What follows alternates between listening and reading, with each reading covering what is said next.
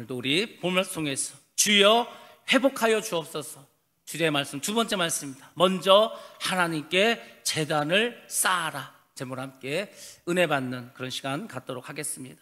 오늘 우리가 드릴 예배 주제는 바로 말씀 주제는 예배입니다. 예배를 우리가 드려야 합니다. 잘 드려야 됩니다. 예배를 잘 드려야 우리가 복을 받고 우리의 인생이 정말 축복의 삶으로 변화됩니다. 이렇게 중요하고 소중한 예배인데 요즘 우리가 예배 드리는 게 참 힘든 그런 세상이 되고 말았습니다. 지금 서울 수도권 지역에는 환자가 많이 나왔다고 이 비대면 예배를 드리도록 이렇게 권면하고 있습니다. 같이 나와서 예배를 드릴 수가 없어요. 아무리 큰 교회도 아무리 사람이 많아도 나오지 못하는 거예요. 정말 예배드리기가 힘든 그런 때를 우리가 살아가고 있습니다. 코로나 때문에도 이렇게 예배드리기가 어려운데 마지막 때 적그리스도가 나타나서 예배를 드리고 하나님을 믿는 자들을 다 감옥 보내고 죽인다고 할 때는 얼마나 예배드리기가 어렵겠습니까? 그러니까 여러분들이 더 예배 자리를 사모하셔야 됩니다. 할 수만 있다면 한 번이라도 더 예배드리는 그런 은혜를 가지시기 바랍니다. 예배는요, 우리 인간이 하나님께 드릴 수 있는 최고의 선물입니다. 우리가 뭘로 하나님을 기쁘시게 하겠어요? 여러분이 헌금을 아무리 많이 해도 하나님 보실 때는 아무것도 아닙니다.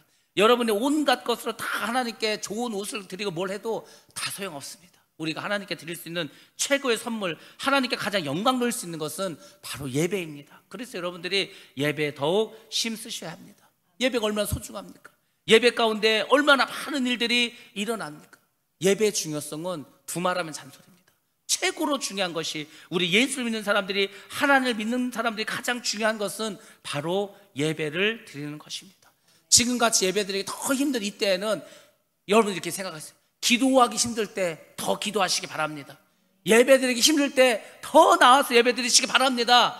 예수 바라보기 힘들 때 더 주님을 바라보시기 바랍니다. 그게 축복받는 사람이에요. 그게 하나님의 뜻대로 살아가는 사람들입니다. 그런 사람들을 하나님은 기뻐하십니다. 우리 히브리서 13장 말씀 한번 보겠습니다. 13장 15절 16절 말씀입니다. 함께 봅니다. 시작. 그러므로 우리는 예수로 말미암아 항상 찬송의 제사를 하나님께 드리자. 이는 그 이름을 증언하는 입술의 열매니라. 오직 선을 행함과 서로 나누어 주기를 잊지 말라. 하나님은 이 같은 제사를 기뻐하시느니라. 아멘. 하나님 기뻐하신 제사가 있습니다. 하나님 기뻐하는 예배가 있습니다. 우리가 하나님을 기쁘시게 될 거 아닙니까? 무엇으로 기쁘게 할 수 있습니까? 바로 예배를 통해서 우리가 하나님을 기쁘시게 할 수 있습니다. 그래서 여러분들이 예배가 무엇인가, 예배의 의미에 대해서 잘 아셔야 합니다. 예배 가운데 도대체 무슨 일이 일어나는가 잘 깨달으셔야 합니다. 예배가 무엇이냐면 하나님이 나의 하나님이라는 것을 고백하는 게 예배입니다. 여러분의 하나님이 누구세요? 여러분의 하나님이 누구십니까? 귀신입니까? 마귀입니까? 세상입니까? 돈입니까? 아니잖아요. 여러분의 하나님은 바로 여호와 하나님인 줄 믿습니다. 여호와 하나님 나의 하나님이다. 그것을 여러분들이 고백하는 것, 그게 바로 예배입니다. 또 그 하나님이 나의 하나님, 나의 하나님. 다른 사람의 하나님이면 어떻게 합니까? 그 하나님이 나의 하나님이 되심을 여러분들이 고백하는 것, 그것이 바로 예배입니다. 그리고 예배는 하나님을 하나님 되게 하는 겁니다. 여러분들이 하나님을 어떻게 해서 하나님으로 이렇게 모실 수가 있습니까? 예배가 한자로 뭐죠? 예의를 다해서, 예절을 다해서 절하는 거예요. 경배하는 겁니다. 워십을 드리는 겁니다. 예배야말로 하나님을 가장 하나님 되게 하는 거예요. 그래서 여러분이 천국 가면은 뭐 하는 줄 아십니까? 예배 드리는 거예요. 맨날 모여서 예배 드립니다. 하나님을 찬양하고 거룩하시도다 계속 찬양하고 예배 드리는 거예요. 천국에서 삶도 다 예배입니다. 그래서 이 땅의 삶도 우리가 다 예배 생활을 이렇게 하셔야 되는 거예요. 예배는 하늘나라에서 살아가는 예행 연습을 하는 것이 바로 예배라는 것입니다. 그래서 여러분들 예배를 잘 드리시기 바랍니다. 오늘 제가 예배에 대해서 말씀드릴 것입니다. 근데 여러분들 꼭 기억하실 게 있습니다. 무엇보다도 먼저 예배에 힘쓰셔야 합니다. 예배야말로 하나님과 나의 관계를 새롭게 해주는 겁니다. 축복의 통로가 되는 것입니다. 내가 하나님의 백성이라는 증거가 바로 예배 드리는 것입니다. 그래서 여러분들은 항상 먼저 예배를 드리는 거예요. 여러분 이사를 가셨다 그러면은 목사님 초청해서 예배를 드리는 겁니다. 여러분들이 어디 가게를 새로 내고 사업을 새로 시작했다, 목사를 모시고 같이 예배를 드리는 겁니다. 여러분들 어떤 새로운 일을 시작했다, 예배를 드리는 거예요. 그 예배를 드리는 게 무엇인지 아십니까? 바로 하나님이 나의 하나님이라고 하는 거예요. 하나님을 믿지 않는 사람들도, 예수를 믿지 않는 사람들도 자신의 하나님의 예배를 드립니다. 그게 뭐죠? 고사예요. 고사하지 않으니까. 차를 새로 샀어. 막걸리를 뿌립니다. 떡을 합니다. 돼지머리 갖다 놓습니다. 고시래 하면서 예배드리죠. 예배가 아니죠. 제사 지내는 거예요. 그들도 자기들이 섬기는 그 하나님이 있어요. 자기가 섬기는 신이 있습니다. 근데 우리는 그런 귀신을 섬기는 게 아닙니다. 그런 악한 것들을 섬기는 게 아닙니다. 우리는 온 천지를 창조하시고 사랑이 많으시고 또 우리를 위해서 정말 하늘나라를 구비하시고 우리가 이 하늘로 오기만을 바라시는 그런 좋은 하나님이 바로 우리 하나님 되신 줄 믿습니다. 그 하나님께 우리가 감사를 드리는 거예요. 찬양을 드리는 겁니다. 그것이 바로 예배이고, 그래서 여러분들이 예배 드림이 여러분 삶의 기쁨이 되어야 할 줄로 믿습니다. 예배 잘 들으셔야 돼요. 오늘 본 말씀에서는 야곱이 나옵니다. 야곱 우리가 잘 알고 있지 않습니까? 야곱은 인생 자체가 너무 힘들었습니다. 너무 어려운 일이 너무 많았어요. 근데 오늘 본문에 보면은 야곱이 정말 일생일대의 최대의 위기를 겪게 됩니다. 야곱이 아들을 12명을 낳았어요. 그래서 이스라엘 12지파 아닙니까? 근데 세상에 딸을 하나 또 낳습니다. 그 딸이 얼마나 이쁘겠어요. 딸 하나밖에 없는데 그 딸의 이름이 디나라고 한 딸이었습니다. 근데 그때 이 야곱 가족이 어디 살았냐면 세겜이라는 땅에 살았습니다. 그 세겜 땅에 휘 족속이 살았습니다. 그리고 족장이 있었는데 하몰이라는 사람의 족장이 있었습니다. 그 사람의 아들이 있었는데 그 사람의 아들의 이름도 역시 세겜입니다. 그 아들도 역시 그곳에 이제 족장이었습니다. 근데 이 디나가 어느 날은 도대체 사람들이 어떻게 살까 궁금했어요. 그래서 이제 마을로 나옵니다. 마을을 돌아다니는 거예요. 근데 그 디나를 보고 이 세겜이라는 사람이 너무너무 이쁘니까 사랑이 푹 빠졌습니다. 그리고 이제 디나를 이제 데려다가 강간을 하고 말았습니다. 그리고 이제 자기 아버지도 말하는 거예요. 내가 야곱의 딸 디나를 너무 사랑하니까 아버지가 야곱에게 가가지고 딸을 달라고, 그래서 우리가 같이 내가 결혼할 수 있게 해달라고 합니다. 그래서 하몰이 야곱을 찾아갑니다. 그리고 이야기하죠. 우리가 사돈을 맺읍시다. 그리고 우리가 서로 물건도 서로 매매하고 혼인도 같이 맺으면서 우리가 여기서 평화스럽게 그렇게 살아가자고 이렇게 이야기합니다. 야곱은 전혀 마음이 기쁘지 않은 거예요. 전혀 그 하몰의 말에 대해서 하나도 자기가 기쁜 게 없습니다. 이방인에게 딸을 줄 수 없다는 거예요. 내가 어떻게 이방인에게 내 딸을 줄 수 있는가? 그래서 이야기합니다. 우리는 이방인하고 결혼할 수가 없으니까 당신들이 우리랑 결혼하고 싶으면 할례를 받아야 된다고.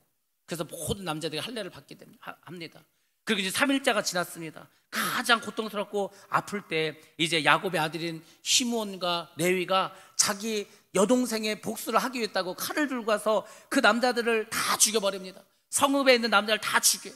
그리고 재물을 막 노략질하고 약탈해 옵니다. 물건들을 가져오고 그들의 아내를 데려오고 그들의 자녀를 데려다 막 종을 삼아 버립니다.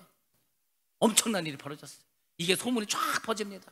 가나안 족속들에게 퍼집니다. 브리스 족속에게 퍼집니다. 그들은 이 야곱 가족의 일행을 이 소리를 듣고 막 엄청나게 분노합니다. 아니 저것들이 우리 동네 와서 살면서 세상에 우리 친척을 죽여, 우리 족속을 죽여, 이제 저 야곱을 다 죽여버리겠다고 이제 난리가 났어요. 야곱 가족들이 몰살당한 그런 위기에 처하고 말았습니다. 인생의 가장 큰 위기에 다다르고 말았습니다. 벼랑 끝에 몰렸다. 벼랑 끝에. 우리가 벼랑 끝에 몰렸단 말 하지 않습니까? 한 발자국만 더 뒤로 가면 낭떠러져 떨어져. 앞에는 적이 딱 있어. 어떻게 할까? 어떻게 해? 큰일 났습니다.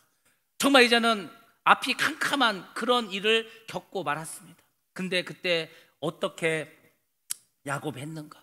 야곱은 생각했습니다. 왜 나에게 이런 일이 벌어졌을까? 왜 이렇게 나에게 힘든 일이 벌어졌을까? 우리도 마찬가지. 여러분들 지금 살아가면서 큰 위기를 겪고 있다.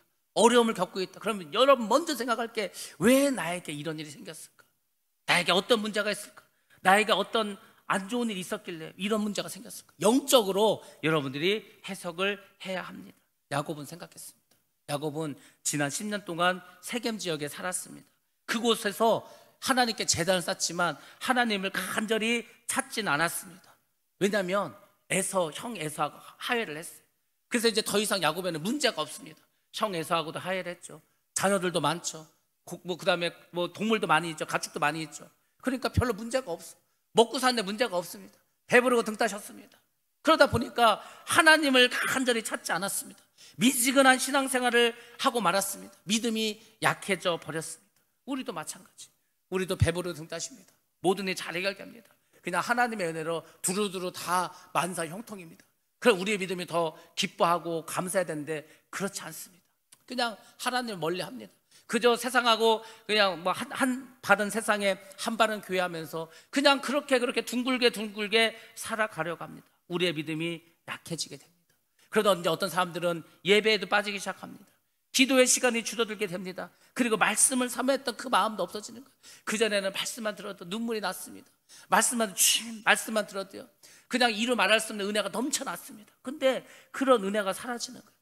은혜가 떨어지면 끝나는 거예요. 예수 믿는 사람은 은혜가 떨어지면 끝나는 겁니다. 돈이 없어도 상관없습니다. 건강을 잃어도 상관없습니다. 망해도 상관없습니다. 근데 예수 믿는 사람에게 은혜가 떨어지면 그건 큰 문제가 되는 거예요. 가장 큰 위기가 은혜가 떨어졌을 때. 어떤 유명한 장로님이 있습니다. 이분이 지금도 많은 일을 하는 그런 장로님입니다. 많은 곳에 가서 이제 강연을 하고 정말 믿음의 말씀을 전하고 이런 분이에요. 근데 한 번은 이분이 그렇게 하나님 일을 하는데도 감동이 없는 감동. 하나님의 일을 하는데도 기쁨도 별로 없어. 그냥 하는 거예요. 그냥 늘 하던 대로. 왜 내가 이러지? 왜 내 마음이 이러지? 왜 내가 이렇게 하나님의 일을 하는데도 나에게 감동이 없고 기쁨이 없고 감사가 없고 왜 이렇게 밋밋할까? 그게 이제 고민이 됐어요. 그걸 가지고 기도를 했습니다. 근데 참 신기한 일이 벌어졌어요. 담임 목사님이 이 장로님에게 와서 그러는 거예요. 목사님이 장로님에게, 장로님 저를 위해서 좀 기도해 주세요. 저에게 기도를 해달라는 거예요. 안수 기도를 해달라는 거예요. 참 신기하죠. 목사님이 장로님에게 안수 기도는 해줄 수 있겠죠. 근데 왜 목사님이 신기하게도 이 장로님에게 기도를 해달라고 할까? 이해가 되지 않았습니다. 이거 목사님 왜 그러시냐고. 그러니까 그 목사님이 그런 거 아무 말도 하지 않고 그냥 제가 장로님이 자기가 기도를 해줬으면 좋겠다고. 그렇게 하고 그 목사님이 거기 그새 무릎을 꿇었어요. 이 장로님이 그 목사님의 머리에 손을 얹고 기도를 하는 거예요. 그래서 주님 하고 기도를 하는 거예요. 근데 주님 하는 그 순간 이 장로님의 마음속에서 뭉클해지는 거예요. 눈물이 흘러나는 거예요. 그러면서 깨닫게 해주시는 거예요. 이 목사님이, 우리 목사님이 아주 영성이 깊으시면 이 목사님이 아시는 거예요. 지금 우리 장로님이 영적으로 지금 어려움을 겪고 있구나. 지금 은혜를 많이 잃고 있구나. 그러면 조언을 할 수도 있죠. 불러다가 장로님을 기도해 줄 수도 있죠. 근데 이 목사님을 안 치는 거예요. 어떻게 하는 것이 그 장로님을 더 영적으로 살리는 길인가를 이 목사님은 아시는 거예요. 그래서 그 목사님이 장로님의 기도를 받았다니까요. 기도를 하는데요, 이 장로님이 갑자기 막 은혜가 임하는 거예요. 나 같은 이 부족한 사람을 세상에 내가 목사님에게 기도를 이렇게 해드린다. 그러면서 잃었던 그 은혜를 다시 회복합니다. 나중에 이 두 분이 막 서로 부둥켜 안고 막 눈물을 흘리면서 기도를 하는 거예요. 기도가 끝났습니다. 목사님이 다른 말 하지 않아요. 그냥 장로님 감사하다고 이렇게 얘기했어요. 그리고 그 장로님이 다시 은혜를 회복했다는 그런 간증을 제가 들었습니다. 그런 거예요. 우리가 기도를 많이 한다고 은혜 받는 것도 아닙니다. 뭘 많이 한다고 그런 게 아니에요. 한마디 주님 그 한마디로도 하나님 우리에게 엄청난 은혜를 줄 수 있습니다. 그게 바로 하나님이에요. 근데 여러분의 삶 가운데서 그 은혜를 가지고 있냐, 지금 정말 교회를 사모하고 정말 기도하고 싶고 정말 주님을 찬양하고 싶고, 근데 알게 모르게 우리 삶 가운데서 우리 믿음 가운데서 그런 걸 잃어버리고 있지는 않은가. 사람들이요 점점 은혜에서 멀어집니다. 점점 주님을 떠납니다. 하나님 일을 하는데 더 높은 자리에 올라갔는데 올라가면 올라갈수록 더 은혜는 메말라 버리는 거예요. 그런 일이 많이 있습니다. 지금 우리나라 안에 전 세계적으로 많은 교회 다툼이 있습니다. 많은 경우가 시끄러워요. 끊임없습니다. 막 시끄럽습니다. 왜 그런지 아세요? 마귀가 계속 역사하는 거예요. 마귀는 어떻게든지 교회를 분열시키고 우리에게서 믿음을 빼앗아가고 우리가 신앙생활 잘하지 못하도록 계속해서 우리를 흔들고 막 도끼를 찍는 것이, 그것이 마귀입니다. 그러다 보니까 교회들이 휘청휘청하는 거예요. 문제가 생기고 어려움을 겪습니다. 우리가 이럴 때일수록 그래서 더 기도해야 돼요. 하나님의 은혜를 더 간절히 사모해야 한다는 것입니다. 뭔가 문제가 생겼다는 것은 영적으로 어떤 어려움이 찾아왔다는 것입니다. 우리가 영적으로 힘을 잃어버리면 마귀들은 때는 이때라고 우리를 공격합니다. 우리에게 기쁨이 사라집니다. 여러분의 삶 가운데서, 여러분의 지금 생활 가운데서 마음에 기쁨이 없다, 이 마음께서 막 정말 이루 말할 수 없는 막 샘솟는 기쁨이 없다, 그러면 지금 여러분의 심령 가운데는 문제가 있다는 것입니다. 여러분 삶 가운데 감사가 없다, 지금 마귀가 공격하고 있다는 거예요. 그럼 여러분들이 미혹당할 수 있습니다. 유혹당할 수 있습니다. 그리고 이제 주님에 대한 관심이 떨어지고 자꾸 세상적인 것으로 관심을 채우게 됩니다. 그것이 바로 위기라는 거예요. 그것이 바로 문제를 유발한다는 것입니다. 지금 야곱도 마찬가지예요. 10년 동안 세겜에 살면서 배 두들기면서 편하게 살았습니다. 그러다 보니까 위기가 찾아왔습니다. 야곱은 이 위기 속에서 자신의 영적인 상태를 돌아봅니다. 그리고 하나님의 말씀을 다시 순종하기 시작합니다. 그리고 거룩함과 성결한 삶으로 돌아가고자 이제 애쓰고 있습니다. 그리고 정말 야곱이 잘했던 것, 야곱의 특징, 우리가 꼭 야곱에서 본받아야 될 그 일을 합니다. 그것은 뭐냐면 야곱은 힘들고 어려우고 환난이 찾아올 때마다 하나님을 붙잡았다는 것입니다. 여러분들 정말 지금 어렵습니까? 정말 지금 문제가 많습니까? 그러면 하나님을 붙잡으시기 바랍니다. 야곱이 사기꾼 아니에요. 나쁜 사람입니다. 못된 사람입니다. 이기적인 사람입니다. 그럼에도 불구하고 야곱이 왜 하나님의 사랑을 받는 사람이 되었을까? 야곱 힘들 때마다 하나님을 붙잡아요. 우리가 힘들고 어려우면 하나님을 붙잡을 것 같은데 그렇지 않습니다. 너무 힘들고 이 환난이 너무 길어지면은요, 하나님을 떠나요. 야, 하나님 없는 것 같다. 하나님이 어디 있냐? 그렇게 하고요, 그냥 하나님 멀리 합니다. 믿음에서 떨어집니다. 1년 지나 3년 지나 10년 지나 다 믿음 떨어져요. 옛날 사람들은 그래도 오래 견딘 것 같아요. 요즘 사람들 오래도 못 견딥니다. 한 달도 제대로 못 견뎌요. 1년도 못 기다려. 야, 내가 1년 기도했는데도 하나님이 하나 응답을 안 해주시네. 내가 3년을 했는데도 하나님이 하나 축복을 안 해주시네.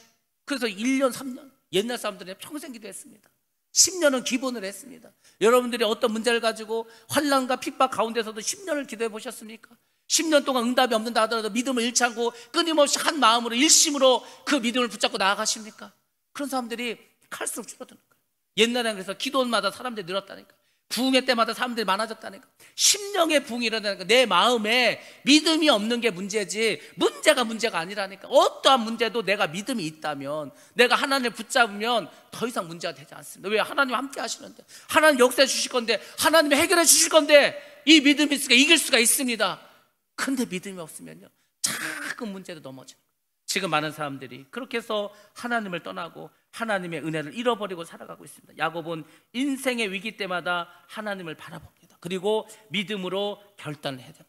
여러분도 지금 마찬가지입니다. 지금 어려움이 있다, 마음에 기쁨이 없다, 나의 삶 가운데 영적인 삶에서 어려움이 찾아왔다, 그러면 여러분도 다 마찬가지입니다. 믿음의 결단을 내리시기 바랍니다. 우리의 인생은요, 어차피 광야길입니다. 메마른 광야를 가야 됩니다. 가시밭길을 가야 됩니다. 좁은 길로만 가야 됩니다. 십자가의 길을 가려고 해야 됩니다. 그게 우리의 삶이에요. 주님이 오실 때까지 우리는 끊임없이 마귀의 공격받으면서 살아갈 수밖에 없습니다. 그래서 여러분들은 더욱더 주님을 붙잡고 나아갈 줄을 믿습니다. 때로 우리의 인생의 환난은 하나님께서 우리의 영혼을 깨우기 위해서 경고하는 것일 수도 있습니다. 사이렌을 울리는 거야, 사이렌을. 야, 너 깨어나라. 너 이러면 안 된다. 너 이러면 진짜 지옥 갈 수도 있다. 여러분들을 깨우시는 사랑의 메인 줄로 믿습니다. 중요한 것은 야곱처럼 해야 되는 거예요. 결단을 해야 됩니다. 그리고 어떻게 했죠? 여호와께로 돌아가야 되는 거예요. 다시금 재단을 쌓아야 한다는 것입니다. 여러분들, 오늘 이 위기에 처한 야곱, 그 야곱에게 하나님께서 어떻게 하셨는가? 하나님은 야곱에게 해결책을 주셨습니다. 문제를 해결할 수 있는 방법을 알려주셨습니다. 그게 뭐죠? 너는 이제 페델로 올라가라는 거예요. 그리고 그곳에서 제단을 쌓으라는 것입니다. 하나님이 우리에게 주신 해결책은 복잡하지 않습니다. 단순해요. 간단합니다. 가라, 가는 거예요. 와라, 오는 겁니다. 이거 해라 하면 되는 거예요. 하나님은 복잡하지 않습니다. 지금 여러분의 문제들 막 꼬이고 얽히고 설키고 꽉꽉 막히고 되게 복잡한 것 같죠? 해결하기 되게 어려운 것 같죠? 아닙니다. 하나님은 그냥 한마디로 끝내주십니다. 그 한마디를 듣기 위해서 기도하셔야 되는 거예요. 그 한마디의 말씀을 붙잡고 여러분들이 날마다 기도하는 겁니다. 그러면 결국은 이 어려움의 터널을 우리가 다 통과할 줄로 믿습니다. 그게 바로 신앙생활이, 그게 예수 믿는 겁니다. 예수 믿는 사람들은 다 그렇게 살아가는 거예요. 그런 사람이 천국에 가서 살아갈 수 있는 것입니다. 단을 쌓으라는 건 뭐죠? 제단을 쌓는 건 무엇입니까? 다시 하나님 앞에 서라는 것입니다. 여러분들이 지금 하나님 앞에 다 서 있어야 되는 거예요. 하나님 앞에 살아가야 합니다. 하나님을 떠나면 반드시 문제가 생길 수가 있다는 것입니다. 많은 사람들이 야, 하나님 없이도 살아갈 수 있지. 아, 이 세상 돈 있으면 살아가는 거 아니야. TV를 보세요. 요새 TV 보면 그런 거 많이 해요. 무슨 이렇게 순위가 있어. 뭐 연예인 중에서 가장 비싼 아파트 사는 사람, 투자해서 가장 돈 많이 버는 사람, 주식으로 이렇게 큰 돈 버는, 맨날 그런 거 하고 있어. 맨날. 믿음으로 산 사람, 믿음으로 성공하서 이런 건 하나도 안 나요. 전부 다 그런 거예요. 사람들이 야, 이 사람이 아파트 30억에 샀는데 60억 올랐, 와, 좋겠다. 이 사람이 여러분 그거 아세요? 서울에 고급 빌라가 있습니다. 막 70억, 80억, 90억. 거기는요, 한 집에 주차장을 5개나 6개를 주는 거예요. 아니 한 집에 뭘 지금 서울은요 한 집에 그 주차 공간 하나 주기도 힘들어요. 너무 뭐 차가 막 몇 개씩 있으니까. 진짜 부자들은 차를 5개, 6개 주차할 수 있는 공간을 줘요. 그 얘기는 뭐죠? 차가 5대, 6대 있다는 거. 스포츠카도 있고 몬카도 있고 좋은 카 뭐 2억, 3억짜리 차를 딱 주차장에 깔아놓고 그냥 그날 기분에 따라서 차 끌고 나가는 겁니다. 사람들 와 좋겠다. 저런 집에 살고 저런 차 끌고 다니고 아무것도 안 해요. 그런 집 살면 뭐 어쩌라고. 그런 집 살면 한강이 잘 보이고 뒤에 남산이 보이고 뭐 어쩌라고. 근데 맨날 보면 뭐 좋을 것 같습니까? 그렇지도 않습니다. 스포츠카 끌고 가면 뭐 하겠어요? 뭐 2, 3억짜리 차 몰면 뭐겠어요? 차가 굴러가는 건 마찬가지인데 그 차는 사고 안 납니까? 그 차는 사고 나면 안 죽습니까? 똑같은 거예요. 근데 사람들은 다 거기에 정신이 팔려 있습니다. 그게 마귀가 하는 일이에요. 믿음에서 떠나게 하는 거, 하나님에서 떠나가게 하는 거예요. 우리는 그런 거 다 소용없어요. 다 소용없고 우리는 하나님을 바라보시면 됩니다. 주님께 더 나아가시면 됩니다. 하나님의 말씀대로 살아가는 것이 우리 문제 해결책인 줄로 믿습니다. 그러니까 좀 하나님 없이도 살아갈 수 있다는 그런 교만함을 버리셔야 됩니다. 주님 없이 우리는 한순간도 살아갈 수 없는 연약한 존재임을 여러분들 인정하시고 주님께 나아가셔야 되는 겁니다. 이 세상에 우리가 안 보여서 그렇지 나가면은 마귀 천지입니다. 귀신 천지. 근데 주님이 도와주시잖아요. 그러면은 그냥 밥이 되는 거예요. 흉악한 이리와 악한 우는 사자들 막 그냥 정글 밀림입니다. 거기에 그냥 여러분들이 어린 양으로 나가면은요 바로 잡아먹히는 거 아닙니까? 지금 영적으로 우리가 그런 세상을 살아가고 있습니다. 주님이 붙잡아 주시지 않으면 아무것도 할 수 없습니다. 우리가 예배를 드린다는 것은 하나님과 우리의 관계를 다시 회복하는 것입니다. 예배를 통해서 여러분과 하나님의 관계가 다시 회복되는 거예요. 회복돼야 될 거 아닙니까? 하나님과 여러분의 원수 관계. 그러면 무슨 일을 할 수가 있겠어요? 예배를 통해서 하나님 앞에 회개하고 하나님과 우리의 관계가 온전한 관계를 맺어서 다시 믿음으로 나아가는 것, 그것이 바로 우리 예배를 통해서 일어나는 놀라운 축복인 줄 믿습니다. 그런 축복을 받으라는 거죠. 그런 축복. 하나님과의 관계가 소통이 잘 돼. 그럼 뭐가 문제? 내가 하나님과 늘 연락이 되고 늘 하나님과 기도하면 하나님께 역사하시는데 뭐가 문제가 되냐고요. 우리가 이 세상에서 대통령하고만 내가 연결이 되고 대통령하고만 내가 대화했어도 얼마나 백이 확실한데 하나님이 나의 백이라고 하면은요 겁날 게 없습니다. 두려울 게 없습니다. 우리의 믿음이 항상 이걸 생각하셔야 돼요. 하나님은 나와 함께 하신다. 하나님은 나와 동행하신다. 하나님 나를 도와주신다. 그 믿음이 있으면 감옥을 가던, 그 믿음이 있으면 종사를 하던 아무 문제가 되지 않는 거예요. 요셉이 그렇게 살았습니다. 다윗도 그렇게 살았습니다. 바울도 그렇게 살았어요. 우리도 그렇게 살아야 될 거 아닙니까? 더 이상 이것도 세상 바라보고 두려워하고 더 이상 우리가 마음 아파하지 말고 더 이상 우리가 괴로워하지 말고 주님이 나와 함께 하신다 기뻐하면서 감사하면서 그렇게 살아간 여러분 다 되시기 바랍니다. 오늘 본문에서 야곱에게 하나님께서 명령하십니다. 그 명령이 야곱에게 하는 명령이 아니라 오늘 살아가는 여러분에게 주시는 그 말씀을 들으시기 바랍니다. 그리고 다시금 예배를 회복하시기 바랍니다. 하나님께서 야곱에게 주신 그 말씀, 네가 가서 제단을 쌓아라. 그러면 우리가 하나님께 어떤 제단을 쌓아야 되는가? 3가지로 말씀드리겠습니다. 예배를 통해서 여러분 삶이 변화되기를 주의 이름으로 축원합니다. 첫 번째로는 베델로 올라가서 단을 쌓으라고 말합니다. 물론 세겜에도 야곱이 단을 쌓았습니다. 그곳에서도 하나님께 예배를 드렸습니다. 근데 하나님 볼 때는 세겜은 이 야곱의 신앙생활에서 도움이 되는 곳이 아닙니다. 여러분의 삶 속에서 도움이 되지 않는 사람들이 있습니다. 가지치기 하셔야 돼요. 그게 굉장히 중요한 거예요. 여러분의 인생에서, 여러분의 삶 가운데에서, 여러분의 믿음에, 여러분의 신앙에 도움이 되는 사람을 만나야 되는 거예요. 도움이 되는 사람. 늘 그 사람과 같이 하셔야 됩니다. 같이 하셔야 돼요. 제가 고등학교 3학년 때 제 짝이 전교 1등이어서 서울대 갔습니다. 공부를 잘해요. 시골에서 왔는데 공부만 합니다. 엄청나게 합니다. 우리가 상상하는 거 이상을 해요. 그 친구하고 몇 달을 같이 동고동락을 했습니다. 근데 참 신기한 게 뭐냐면 공부하는 게 힘들지 않더라고.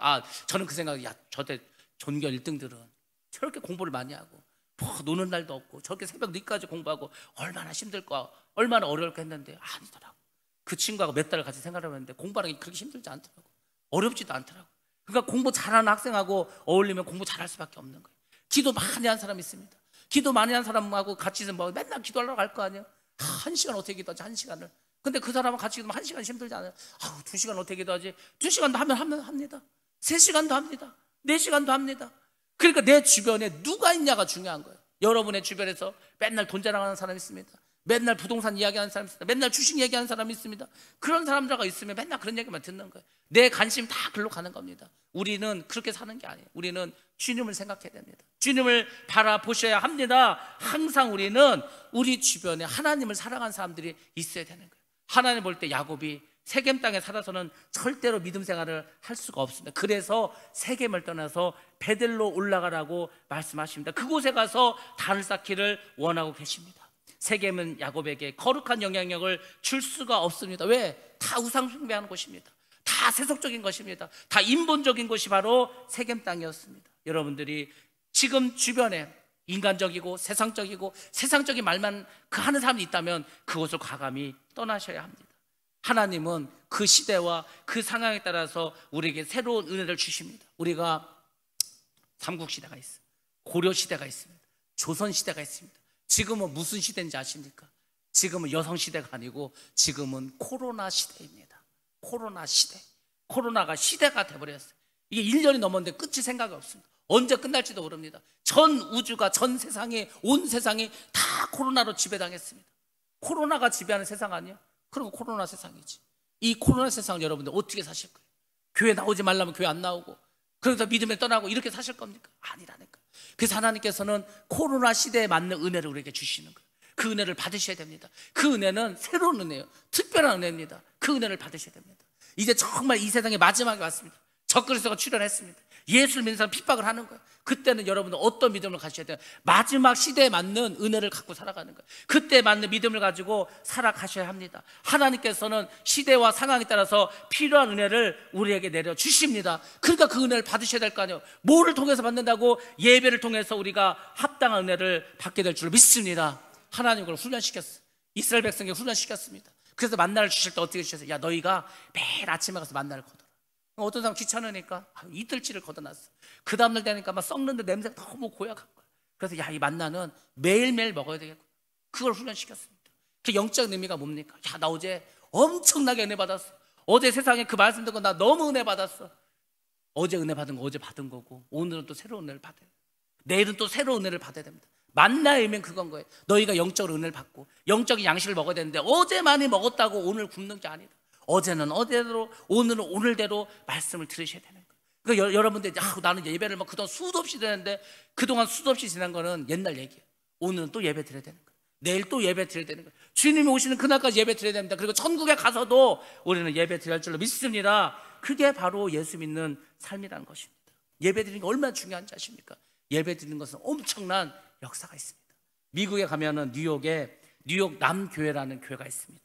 박지수라는 목사님이 개척을 하셨어요. 이분이 1960년대에 이제 미국에 가셔서 이제 이민 목회를 시작하셨습니다. 이분의 간증을 들어보면 놀라운 하나님의 기적이 있습니다. 이분이 이제 유교 동란에 처졌습니다. 전쟁이 일어났어요. 전쟁이 일어나서 막 치고받고 하고 그런 상황이었습니다. 근데 이분은 그때 서울에 와서 부흥회를 인도하고 있었습니다. 전쟁이 나도요 예배 드렸다니까. 전쟁 중에도 부흥회를 했다니까. 전쟁 중에도 운동장에다 칠판 놓고 수업을 했다니까요. 하지 않았습니까? 이분은 이제 집회를 하고 있어요. 북한에는 지금 사모님이 계시고 성도가 있습니다. 근데 이 사모님이 어느 날 이제 성도들 모아놨습니다. 60명 정도 되는데 이렇게 얘기했습니다. 우리가 이제는 이곳을 떠나자고. 우리가 지금 이 공산 치하에 있다 보니까 예배 드리는 것도 어렵고 하나님을 섬기도 참 어렵지 않습니까? 그러니까 우리가 그냥 떠나자고. 떠나는 게 쉽겠어요. 고향을 떠나는 게 쉽습니까? 지금도 어려운데 그 옛날에 떠나고 싶겠어요? 고향을 떠나면서 그 재산을 다 놓고 와야 돼. 집도 놓고 와야 되고 땅도 놓고 와야 될까. 전쟁 중에 누가 땅을 사는 사람이 있겠어요? 다 버리고 오는 거예요. 그 조상들이 물려뒀던 걸 다 놓고 오는 겁니다. 쉽지 않아요. 근데 그 성도들이 그래, 우리가 신앙의 자유를 찾아서 남으로 내려가자. 그래서 이제 남쪽으로 내려옵니다. 그래서 이제 그 60명 같이 이제 막 내려오고 있어요. 근데 그 당시가 이제 중국에서 중공군들이 막 쳐들어올 때였습니다. 중공군이 30만의 대군을 이끌고 막 내려오는 거예요. 막 탱크를 몰고 내려옵니다. 30만이 걸으니까 땅이 막 쿵쿵쿵쿵 막 울리는 거예요. 그 와중에 막 남으로 내려옵니다. 임진강을 앞두고 있었어요. 임진강 다리를 건너가야 됩니다. 근데 임진강 다리를 건너기 전에 그날이 이제 주일이 되었습니다. 그 사모님이 이제 교인들 모아놓고 얘기하는 거예요. 오늘 우리가 주일이니까 우리가 이곳에서 예배를 드립시다. 그렇게 얘기했어요. 그래서 어떻게 됐을까? 여러분은 어떻게 하실 거예요? 우리가 지금 전쟁이 났습니다. 막 우리가 그냥 피난 가는 거예요. 근데 제가 다 모아놓고 그런 거예요. 오늘 주일이니까 우리가 오늘은 피난 가지 말고 여기서 예배 드립시다. 그러면 여러분들 아멘하고 나와서 같이 예배 드실 거예요? 아니에요. 그 중에 몇 명은 아니 지금 지금 땅이 흔들리는 거 안 느끼냐? 지금 막 중공군이 쳐들어오고 떼꺼물고 오는데 뭔 예배냐고 우리 지금 도망가기도 바쁜데 그렇게 나올 거야 아마. 그래서 거기도 그렇게 두 배로 갈렸습니다. 우리가 여기서 예배를 드리자. 아니다 빨리 이제 도망가자. 그래서 도망간 사람들이 나왔어. 그분들이 이제 예배를 드리지 않고 막 이제 도망갔어. 임진강 다리를 향해서 갔어. 나머지 분들은 어디서 예배를 드릴까 봤더니 이제 피난간 어떤 그 빈집이 있었어. 농가가 있었습니다. 그곳에 가서 이제 예배를 드리는 거예요. 그때 이제 이 사모님에겐 2살 된 어린 딸이 있었어. 근데 이 아기가 계속 막 우는 거예요. 막 시끄럽게 우는 거, 막 발각되기 좋게 막 울고 막 그랬습니다. 그래서 예배를 드리는데 얼마 지나서 중공군의 그 장교가 이 집에 들어온 거예요. 집에 들어왔습니다. 그 예배를 드리고 있는 그 방을 확 열었어요. 그럼 이분들이 어떻게 했을까? 다 붙잡혀 가야 될 거 아닙니까? 다 총살 당해야 될까? 그 자리에서 죽어야 될 거 아닙니까? 근데 신기한 일이 벌어졌습니다. 이 2살 된 아기가 갑자기 울질 않는 거예요. 더 웃긴 건 뭔지, 더 신기한 건 뭔지 아십니까? 이 중공군의 장교의 눈에 예배 드리고 있는 사람들이 안 보이는 거예요. 눈을 딱 놓을 때 여기 아무도 없다 하고 그냥 가버리는 거예요. 아무도 없대.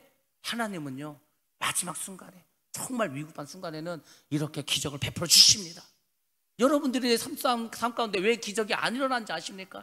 여러분들이 기적을 일으킬 만한 믿음 행동을 하지 않는 거예요. 여러분의 믿음 행동하시기 바랍니다. 죽음을 지금 자기 생명을 걸고 예배 드리는 거 아니에요.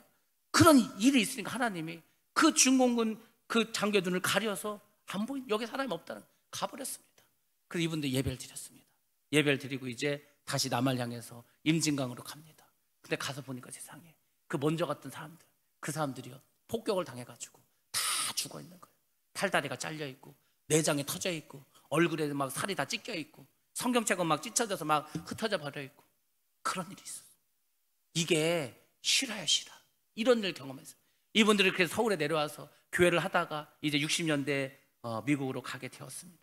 하나님은 예배를 이렇게 소중히 여기는 거예요. 여러분들이 정말 목숨을 걸고 여러분의 모든 것을 다 걸고 다 내어놓더라도 내가 예배 드려야 되겠다, 내가 정말 하나님을 경배해야 되겠다, 내가 하나님을 찬양해야 되겠다, 이런 마음을 가지고 있으면 하나님 반드시 역사해 주실 줄 믿습니다. 그 2살 된 딸이 미국에 가서 공부를 했습니다. 공부를 잘해서 이제 의대를 나왔어요. 그리고 뉴욕 아래에 그 미국 사관학교가 있습니다. 그 사관학교에 교수로 가 있는 한국인으로서 유일한 교수입니다. 그분이 이제 그 사관생들에게 이제 그런 의학을 가르치는 거예요. 그리고 그 많은 미국 사람들, 미국인 교수를 데려다가 이분이 하나님의 말씀을 가르치는 일을 하고 있습니다. 하나님은 이렇게 역사하시는 거예요. 하나님 정말 위기의 순간에 우리가 정말 하나님을 바라봐야 될 때 모든 것을 다 버리고 세상 신을 버리고 내 손에 있는 그 반지를 빼고 내 팔찌를 빼고 다 땅에 묻고 나아가면 하나님 이렇게 역사해 주시죠. 믿습니다. 그런 하나님을 만나야 돼요. 두 번째입니다. 환난 날에 응답하시는 하나님께 단을 우리가 쌓아야 합니다. 야곱은 인생의 많은 위기를 겪습니다. 정말 바로왕에게 말하지 않습니까? 나는 험악한 세월을 살았다고. 야곱은 험악한 세상을 살았습니다. 뱃속에서부터 형 에서와 끊임없이 다툽니다. 계속 막 싸우는 거 뱃속에서도. 근데 이 에서가 먼저 막 나가려고 하는 거예요. 그러니까 그 발목을 막 붙잡았습니다. 그래서 야곱은 처음부터 사기꾼이었어요. 다른 사람의 발목을 붙잡는 그런 사람이었어요. 이기적인 사람이었습니다. 어떻게든 저 형의 장자권을 뺏어야 되는데, 그래서 팥죽으로 장자권을 삽니다. 그리고 이제 아버지 이삭이 늙어서 이제 다 죽게 돼서 축복을 했는데 형 에서로 변장을 하고 가가지고 에서가 받아야 할 축복도 가로챕니다. 그 형의 막 미움을 사는 거예요. 그 도망가지 않습니까? 그래서 이제 외삼촌 집 라반의 집으로 갑니다. 거기서 20년을 일합니다. 20년을 일하면서 아내를 4명을 얻습니다. 자녀도 낳습니다. 거기서 20년을 봉사하면서 살아가는 거예요. 그렇죠. 그런 일을 겪습니다. 그렇게 해서 이제 살다 보니까 가장 사랑하는 아내 라헬도 잃어버립니다. 가장 사랑하는 아들 요셉도 잃어버립니다. 형들이 뭐라고 해서 팔아먹고서 아버지가 죽었다고 하지 않습니까? 그러니까 생각해보세요. 사랑하는 아내가 죽고 사랑하는 아들이 죽고 그 마음이 얼마나 괴로웠겠습니까? 웃어도 그게 웃는 게 웃는 거겠어요. 그래서 야곱의 삶은 참 힘든 삶이었습니다. 그렇게 해서 이제 어떻게 해갖고 다시 이제 재산을 늘리고 자녀들이 성장하고 이제 하는데 형 에서가 또 죽이러 온다는 거예요. 그 약복 강가에서 하나님의 천사를 붙잡고 그렇게 밤새 막 매달리지 않습니까? 부르짖지 않습니까? 큰 위기 가운데 하나님을 찾지 않습니까? 그렇게 해서 이제 그 위기도 넘어갑니다. 그리고 이제 세겜 땅에서 10년을 살아가는데 결국 이런 일을 당해서 큰 환난에 빠지게 되었어요. 근데 한번 여러분 잘 보시기 바랍니다. 야곱이 이렇게 위기가 많고 어려움이 많고 환난이 많았는데 정말 신기한 것은 그때마다 하나님께서 은혜를 베풀어 주십니다. 여러분들 그 특징이 뭔지 아세요? 야곱이 정말 잘한 게 뭔지 아시면 야곱은 이런 위기가 있을 때마다 하나님께 부르짖었다는 거. 야곱은요 그건 확실했습니다. 어려움이 있을 때마다, 힘든 일이 있을 때마다, 정말 외삼촌으로 도망가면서도 그 베델에서 자기가 배고팠던 그 돌베개를 세우고 기름 붓고 하나님께 예배드리지 않았습니까? 야곱은 그 인생의 위기 때마다 하나님만 바라봤습니다. 하나님만 붙잡았습니다. 하나님께 부르짖었습니다. 그래서 응답받은 줄 믿습니다. 여러분들도 마찬가지라니까. 다른 거 없어요. 아니 사람을 만나면, 사람을 100명을 만나고 1000명을 만나보세요. 내 문제 해결해 줄 사람 아무도 없습니다. 그럴 능력을 가진 사람도 없고 그렇게 나를 도와줄 사람도 이 세상에 없습니다. 나를 도와줄 분은 하나님밖에 없습니다. 어떠한 문제든지 해결해 줄 수 있는 능력을 가진 분도 오직 하나님 한 분밖에 없는 줄 믿습니다. 그래서 야곱은 하나님께 제단을 쌓고 예배를 드렸습니다. 환난 중에도 우리는 늘 그걸 생각해야 되는 거. 우리를 지켜주실 분, 나를 지켜줄 분은 하나님밖에 없다. 그래서 그분께 부르짖어야 된다. 그럴 때 여러분 삶이 변화될 줄로 믿습니다. 블레서 스틸 크림리라는 선교사 부인이 있었습니다. 이분이 사망의 골짜기를 다닐지로라는 그런 책을 썼습니다. 이분이 OMS 국제 선교회에서 일하면서 선교의 일을 감당하고 있습니다. 근데 이분의 인생을 보면은요 얼마나 환난이 많았는지, 그 환난이 끊임없이 발생했는지 말도 못합니다. 이분이 3명의 자녀를 뒀습니다. 첫 딸은 4살 때 폐결병으로 사망하고 맙니다. 그 어린 딸이 병으로 죽어갈 때 그 엄마의 마음이 어떻겠어요? 밤마다 아파하고 밤마다 열이 나고 그 엄마의 마음이 얼마나 찢어지겠네요. 첫 딸이 그렇게 죽고 말았습니다. 둘째가 18살이 되고 셋째가 16살이었을 때였습니다. 근데 이 형제가 세상에 차를 타고 가다가 교통사고로 둘 다 죽고 말합니다. 세 자녀를 모두 하늘나라에 먼저 보냈습니다. 그 엄마의 마음이 어떻겠어요? 세 자녀가 다 죽어버렸어요. 얼마나 괴롭겠습니까? 남편이 있습니다. 남편은 목사님이고 선교사였습니다. 근데 이 남편이 33살에 이제 임파선 암으로 사망하고 말합니다. 어느 순간 가족이 다 없어져 버렸어요. 이 분의 마음이 얼마나 괴롭겠습니까? 얼마나 힘들겠습니까? 그래도 하나님의 일을 감당해서 선교회를 합니다. 그러다 이제 대만에 가서 선교를 합니다. 57세가 되었습니다. 근데 이 대만에 갔는데 대만의 어떤 살인범이 이분을 성폭행을 합니다. 성폭행도 당했어요. 그러니까 자녀 다 죽었죠. 선교하는데 성폭행 당했죠. 얼마나 많은 어려움이 있겠습니까? 얼마나 괴로웠겠습니까? 근데 이 고난과 환난 가운데서도 그분이 한 가지 진리를 깨달았습니다. 그거를 가지고 책을 썼다는 것입니다. 이분이 말하는 게 뭡니까? 예수를 믿는다 해도 이 비극에서 면제되는 것은 아니다. 우리가 예수를 믿습니다. 하나님을 믿습니다. 예배도 드리고 최선을 다하고 살아갑니다. 그럼에도 불구하고 우리 삶 가운데서 비극이 사라지는 건 아닙니다. 예수를 믿는 사람에게도 어려움이 있고 환난이 있고 핍박이 있다는 것을 이분이 인정하고 경험하게 되었습니다. 근데 또 중요한 진리를 깨닫습니다. 어떤 환난 가운데서도 하나님은 결코 그의 자녀들을 방치해 주지 않는다. 하나님은 반드시 응답해 주신다. 그 응답의 시계는 다를 수 있어요. 어떤 사람은 한 달 후에 응답해 줄 수도 있고 1년 후에 해줄 수도 있고 3년 후에 해줄 수도 있고 10년 후에 해줄 수도 있습니다. 응답의 내용도 다를 수도 있습니다. 그러나 중요한 것은 하나님 반드시 응답해 주신다는 것을 이분이 경험했습니다. 이분이 자녀가 죽어가고 있습니다. 그 밤마다 병으로 고통당하고 있습니다. 너무 힘듭니다. 그렇지만 그때마다 하나님께서 말씀으로 이길 능력을 이분에게 주셨습니다. 남편이 힘들게 숨을 쉬어갑니다. 숨 쉬는 게 힘들어요.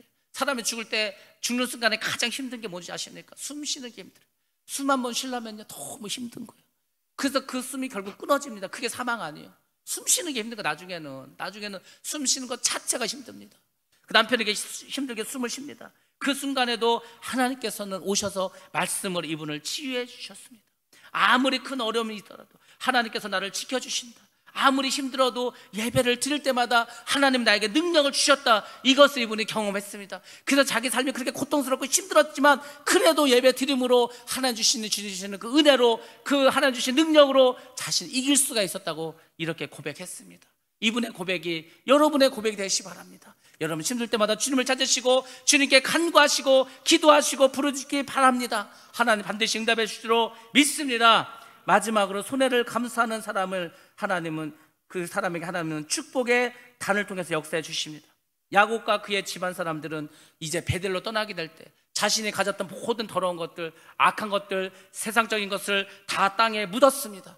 그리고 베델로 떠나갔습니다.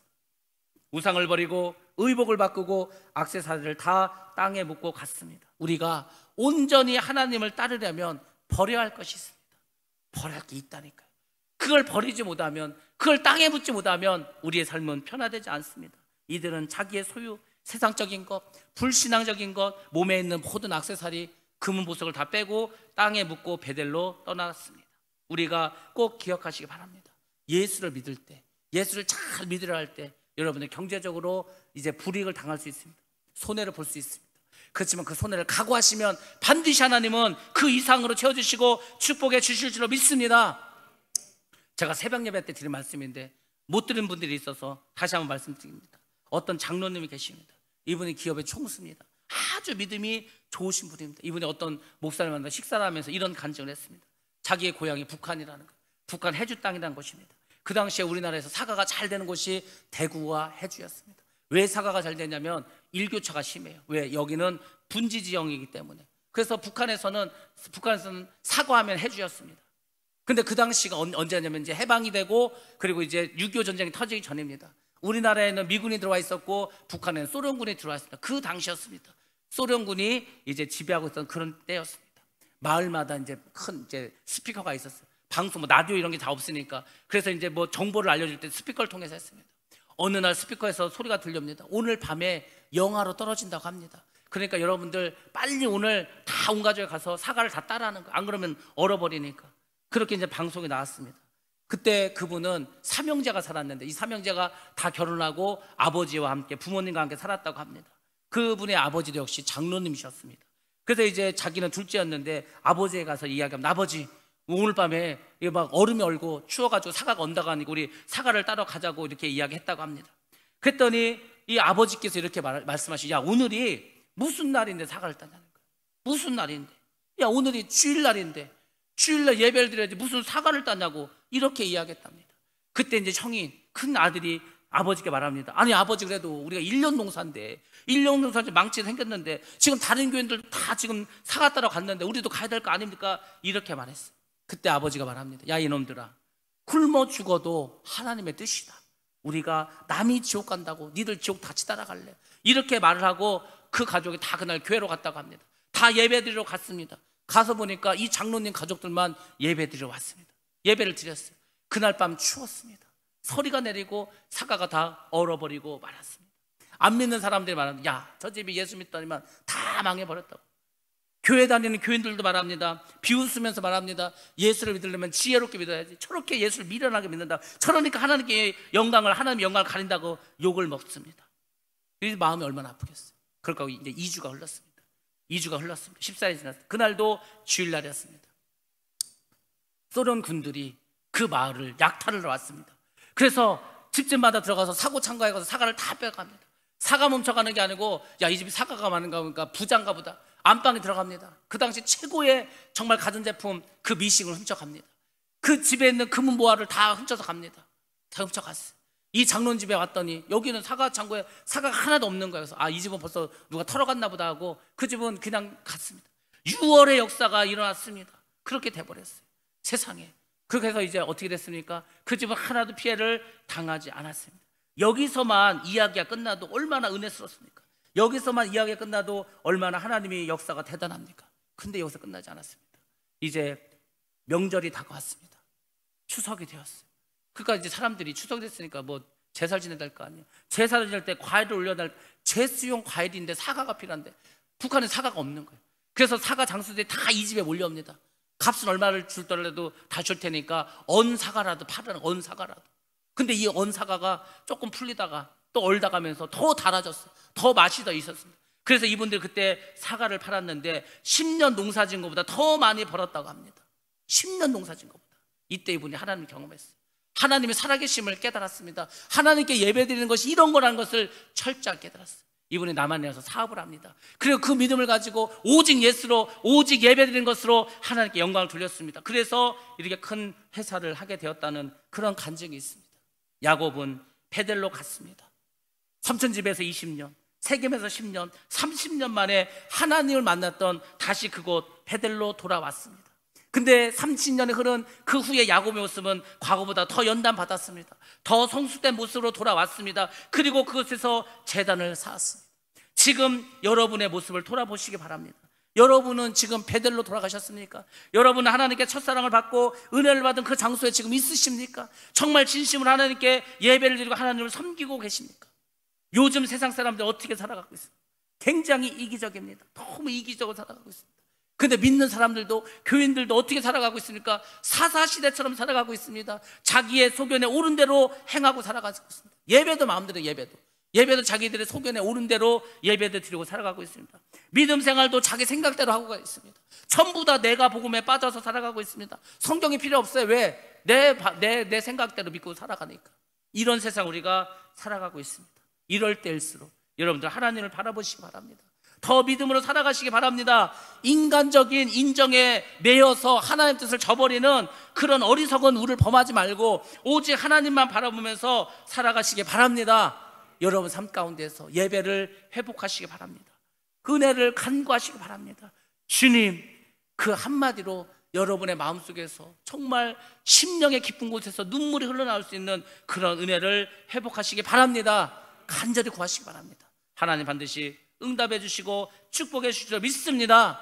하나님을 예배하는 자, 하나님이 기뻐하는 사람인 줄 믿습니다. 여러분 평생에 하나님께 예배드림으로 하나님을 기쁘시게 하고 하나님이 예배하시는 모든 은혜와 능력과 축복을 받는 그런 저와 여러분 되시기를 주의 이름으로 축원합니다.